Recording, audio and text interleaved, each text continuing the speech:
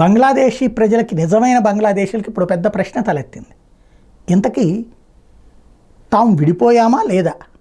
ఇప్పుడు ఏ పాకిస్తాన్ వాళ్ళైతే వెంటాడి వేటాడి చంపుతుంటే, బ్రతకలేని పరిస్థితుల్లో భారతదేశంలోకి వలస వస్తుంటే, ఇలా వలస వచ్చిన వాళ్ళతో వాళ్ళ సంఖ్య పెరిగిపోయి భారతీయ ప్రజలకి ఇక్కడ ఉపాధి ఉద్యోగ అవకాశాలు దెబ్బతింటాయి అన్న భయంతో, అలాగని వాళ్ళని వదిలేయలేక మన యుద్ధ నౌకల్ని, యుద్ధ విమానాలనే పంపించి ఏకంగా బంగ్లాదేశ్ని సృష్టించింది, పాకిస్తాన్ని ముక్కలు చేసి.